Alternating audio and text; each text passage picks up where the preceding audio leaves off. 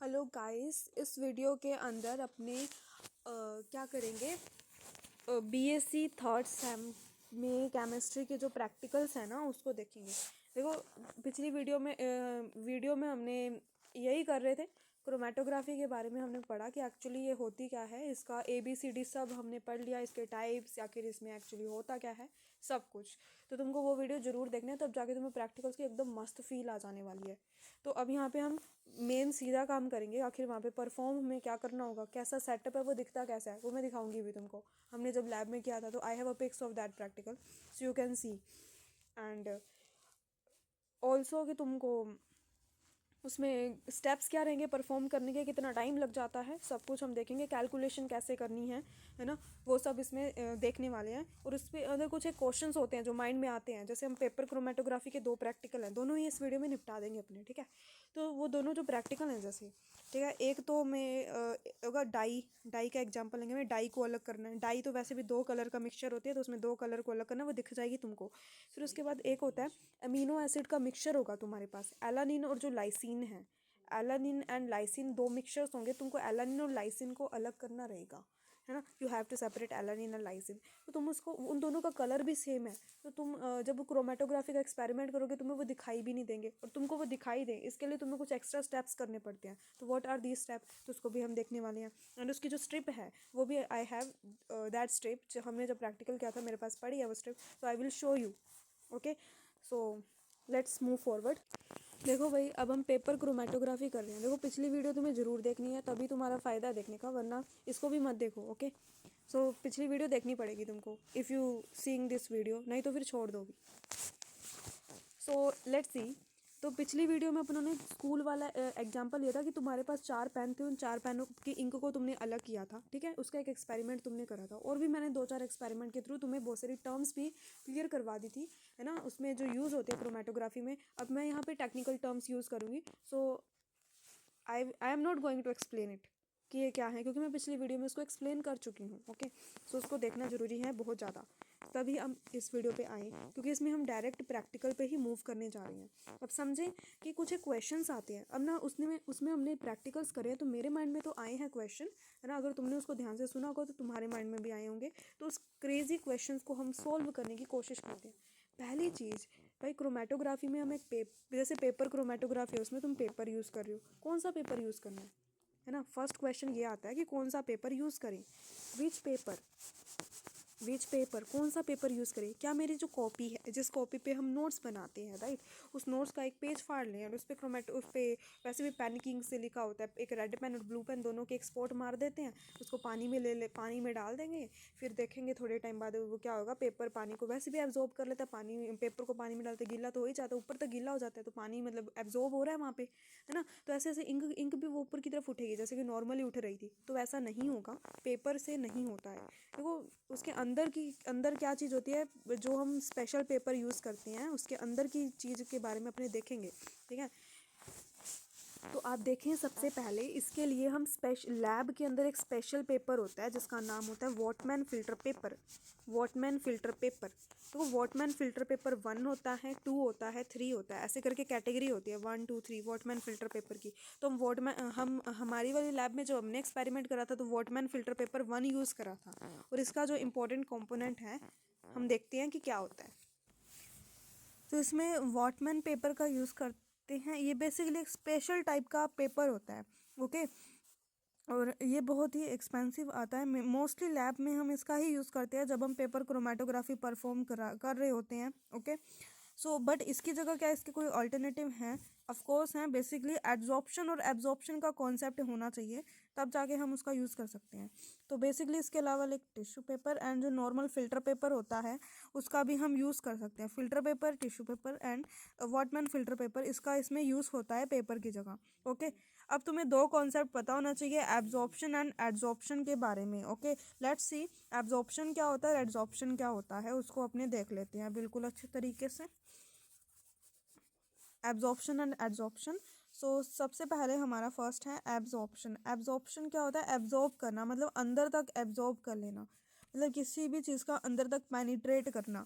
और एड्जॉर्प्शन मतलब सरफेस पर ही एब्जॉर्ब होना। एब्जॉर्प्शन मतलब सरफेस पर ही एब्जॉर्ब होना, और एब्जॉर्प्शन मतलब अंदर तक, यानी पूरा एब्जॉर्ब होना।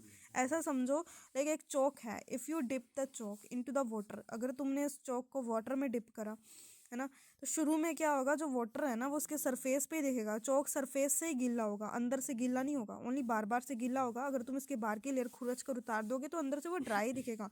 तो सरफेस पे एब्जॉर्प्शन हो, सरफेस पे पानी का कलेक्शन हुआ ना, उसे एड्जॉर्प्शन बोलेंगे। हम कहेंगे इसने वाटर को एड्जॉर्ब कर लिया, एड्जॉर्ब करा।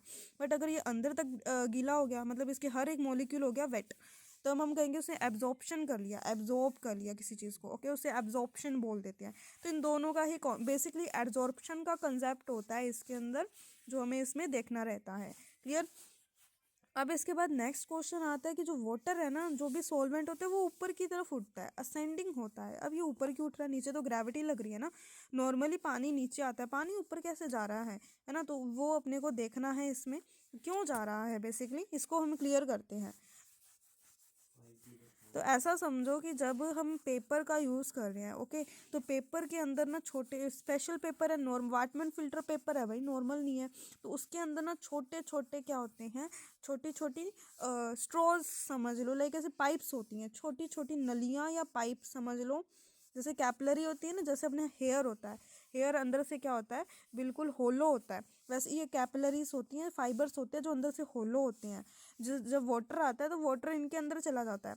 अब पाइप में भी तो ऊपर की तरफ चढ़ता है ना, तो ऊपर कैसे चढ़ रहा है ना, तो इसमें समझो जैसे वाटर है, वाटर पेपर की तरफ अट्रैक्ट करता है, उसे एडहेशन फोर्स बोलते हैं। कौन सा फोर्स बोलते हैं, एडहेशन फोर्स बोलते हैं। और वाटर वाटर के बीच में भी एक अट्रैक्शन फोर्स होता है जिसे बोलते हैं कोहेशन। तो इसी एडहेशन और कोहेशन के कारण एक फोर्स बिल्ड होता है अपवर्ड डायरेक्शन में, मतलब net resulting force upward direction में आता है, जिसके कारण ये ऊपर की तरफ वाटर पेनिट्रेट करता है। तो ये इसमें रीज़न रहता है। ओके, सो जो इसमें जो मैक्सिमम क्वेश्चन जो अपने माइंड में आते हैं जब हम इसको परफॉर्म कर रहे होते हैं, तो वो यहाँ पे हो चुके हैं क्लियर। अब हम आते हैं सीधा एक्सपेरिमेंट के ऊपर कि हमारा एक्सपेरिमेंट क्या है। Let's see. सो अपने एक्सपेरिमेंट में अपने को क्या करना है, जब भी तुम लैब में एक्सपेरिमेंट परफॉर्म करे, तुम्हें उसका एम पता होना चाहिए, देन उसके कंपोनेंट्स, देन उसकी प्रोसीजर, थ्योरी कह लो या प्रोसीजर कह लो, फिर उसमें कैलकुलेट क्या करना है क्योंकि उस हिसाब से मार्किंग करोगे तुम। तो ये सब पता होनी चाहिए, तो यही अपने देख रहे हैं। ठीक है, अब मेन प्रैक्टिकल वर्क समझो कि स्टार्ट हो रहा है। हाँ जी, तो अपने इस प्रैक्टिकल का ना, तो सबसे पहले अपने एम सुनो कि इसमें एम क्या है। एम है तुम्हारा फर्स्ट प्रैक्टिकल कर रहे हैं पीसी यानी पेपर क्रोमेटोग्राफी का, जिसमें है पेपर क्रोमेटोग्राफी का यूज़ करके डाइस के मिक्सचर में से मिथाइलिन ब्लू और मिथाइल ऑरेंज का सेपरेशन करना है। मतलब तुम्हें एग्जाम में ना 2 डाई का मिक्सचर मिलेगा, तुम्हें डाई के नाम पता है कौन सी डाई है। एक तो मिथाइलिन ब्लू है, methylene blue and methyl orange, methylene blue and methyl orange. तो ये 2 तुम्हें डाइज मिल रही हैं। Methylene blue basically blue colour में शो होती है, ब्लू या green. Methyl orange orange colour, जैसा कि इसका नेम है, तो इस तरह से इसमें होता है। अब दोनों को तुम मिक्स कर दोगे ना, तो ऐसे सी ग्रीन सा कलर का सोल्यूशन सा बन जाएगा। वो तुम्हारे सामने रखा होगा, उसके अंदर एक कैपलरी होगी या फिर तुम्हें अलग से दी जाएगी, नहीं तो तुम्हें लेनी भी पड़ सकती है लैब में। तो लैब के अंदर बेसिकली क्या सीन होगा वो देखते हैं। तो तुम्हें पता चला करना क्या है। देखो, पेपर क्रोमेटोग्राफी का यूज़ करके 2 डाई का मिक्सचर होगा, उसको तुम्हें अलग करना है। डाई का नाम भी तुम्हें पता है, मिथाइलिन ब्लू और मिथाइल ऑरेंज। ठीक है, अब इसमें तुम्हें चाहिए क्या, एक तो डाई चाहिए जिसको तुम्हें अलग करना है, दूसरा यहाँ पे पेपर चाहिए होगा, है ना, वॉटमैन फिल्टर पेपर 1। तो वॉटमैन फिल्टर पेपर नंबर 1 चाहिए, और उसके बाद कैपलरी, बीकर एंड जार। तो ये वाले कंपोनेंट हमें इसमें चाहिए रहेंगे। तो अभी देखो उसमें दिखेगा क्या, एक स्मॉल बीकर होगा, स्मॉल बीकर के अंदर जो डाई का मिक्सचर है वो दिया जाएगा, methylene blue and methyl orange dice का मिक्सचर होगा। तो दिखने में सी ग्रीन सा होगा, लेट मी शो यू। तो ऐसे करके सी ग्रीन सा मिक्सचर, वैसे ये लाइट ग्रीन है बट ये इसको और डार्क कर दो तो ये सी ग्रीन बन जाएगा। तो दिखने में वो सी ग्रीन सा मिक्सचर लगेगा, और बीच में हमें एक कैपलरी दी होगी, उसका हम यूज़ करेंगे। कैसे करेंगे, लेट्स सी।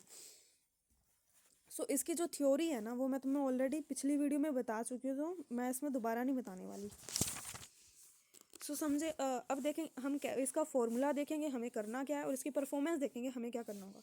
बेसिकली तुम्हें ना एक फ़िल्टर पेपर दिया जाएगा, फ़िल्टर पेपर की एक शीट सी दी जाएगी। इस ना शीट के ऊपर फर्स्ट ऑफ ऑल ध्यान से इसके ऊपर वाली साइड पर अपना नेम आपको लिखना रहेगा। ठीक है, फिर इसके जो इसमें आपको आगे क्या करना है, इस पेपर में ना नीचे से आपको स्केल से 2 सेंटीमीटर मेजर करके एक लाइन ड्रॉ करनी है और उसके ऊपर एक मिड पॉइंट ले लेना है। ले लिया, मार्किंग होगी सारी। फिर अब तुम जाओगे इसको लेकर, कहाँ लेकर जाओगे, ये जो आपका जार है ना इसके पास आप इसको लेकर जाना है। इसके जार को जब आप लेकर जाओगे तो इसके जो मिथाइलिन ब्लू का जो स्पॉट है, कैपलरी की हेल्प से इसका जो स्पॉट है यहाँ पे डालना है। पहले एक बार फर्स्ट स्पॉट आपको इसमें डालना रहेगा मिक्सचर का।